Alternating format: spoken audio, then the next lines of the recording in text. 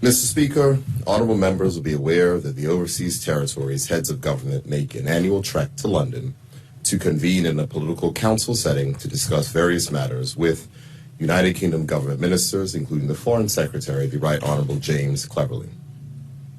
Mr. Speaker, this Joint Ministerial Council is the highest political forum between the United Kingdom government and governments of the overseas territories, or JMC, is usually preceded by a meeting of the leaders only under the auspices of the United Kingdom Overseas Territories Association, a body with rotated political chairmanship and supported by the UK representatives of the territories. Uniquely, this year's meetings took place in the wake of the coronation of Their Majesties the King and Queen, which I, with the Governor, was present.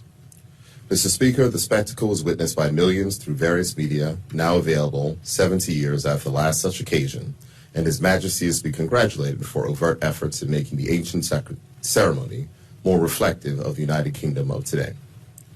Mr. Speaker, the United Kingdom Overseas Territories Association Political Council meeting afforded the territories' leaders the opportunity to consolidate the remaining positions to be taken in the JMC the following day, and likewise provided an update on the work of the association during the previous year. Mr. Speaker, honorable members will be aware that the Right Honorable Lord Zach Goldsmith has been appointed as the United Kingdom's Minister for the Overseas Territories. And prior to the formal start of the JMC, we engaged in a bilateral with him and his officials in the company of the Governor.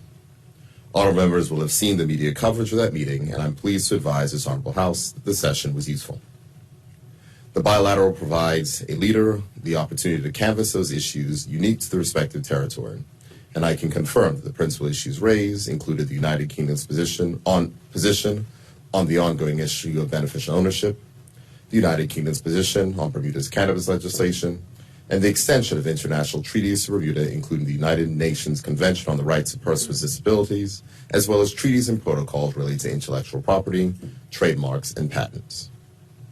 The Minister was keen to emphasize his commitment to working with the overseas territories as part of the UK family and, at the direction of the Prime Minister, had agreed a designation of a lead minister on overseas territories matters within each United Kingdom government department across Whitehall to ensure a coordinated cross-departmental approach to the United Kingdom's relationship with overseas territories, mirroring the official response of the Foreign, Commonwealth and Development Office to overseas territories issues. Mr. Speaker, a genuine leading interest in the OTs has been taken by the Speaker of the United Kingdom House of Commons, the Right Honourable Sir Lindsay Hoyle, who is a fearless advocate for the rights of members in the Commons, and he has brought that same energy to a relationship with the overseas territories, evidence in establishing an office for the overseas territories in Parliament, including the gesture of installing a pair of stained glass windows at the entrance of the Speaker's official residence bearing the crests of the overseas territories and Crown dependencies.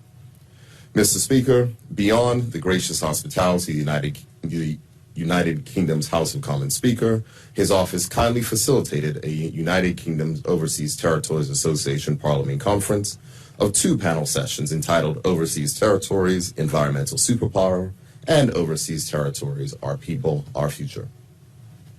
The environmental panel featured compelling accounts of the impact of climate change on all overseas territories and magnified the importance of a clear strategy to mitigate these issues and aid the preservation of diverse, delicate ecosystems found in the overseas territories.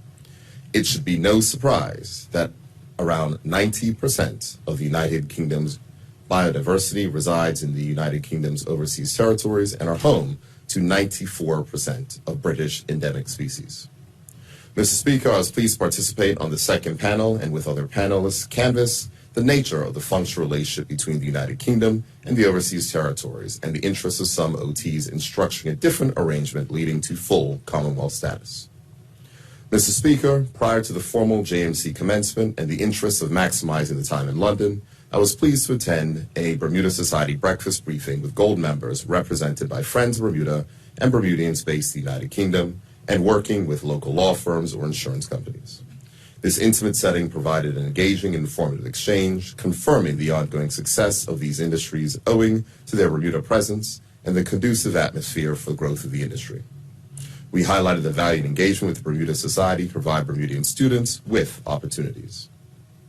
Mr. Speaker, on Thursday, the 11th of May, the Joint Ministerial Council formally commenced, and over the next 2 days, the Council was favored with addresses from the Prime Minister via video message, the Right Honourable James Cleverly, the Foreign Secretary in person, and a visit from His Royal Highness the Duke of Edinburgh, all of whom spoke of the importance of the overseas territories to the United Kingdom.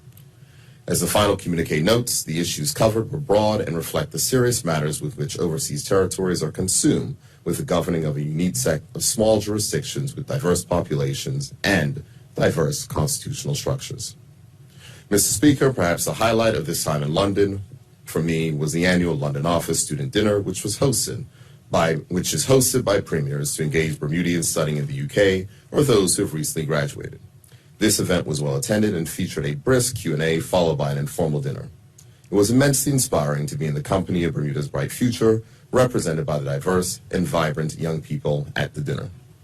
Mr. Speaker, their courses of study range from public health to law, finance, political science, fashion, and engineering. It was a pleasure to host them and hear their plans for the future, which thankfully do include Bermuda. Mr. Speaker, the Joint Ministerial Council is a paradox, which sees a clash of two worlds. In the well-appointed and historic confines of the Foreign Office, in rooms where world history was made in the name of the British Empire, now sit the leaders of what remains of that institution, small islands debating modern issues like climate change, economic resilience, the migration of peoples, and sustainable development.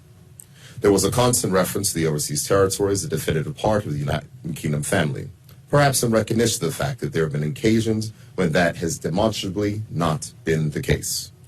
There appears to be an openness to engage in genuine dialogue with elected governments of the overseas territories, and that openness should be and will be met with genuine engagement on our part. The nature of our existing constitutional relationship makes it necessary for us to work together and on behalf of the government and people of Bermuda and in the best interest of those whom we serve. This is a necessary commitment reiterated to the UK government as part of this annual Joint Ministerial Council. Thank you, Mr. Speaker.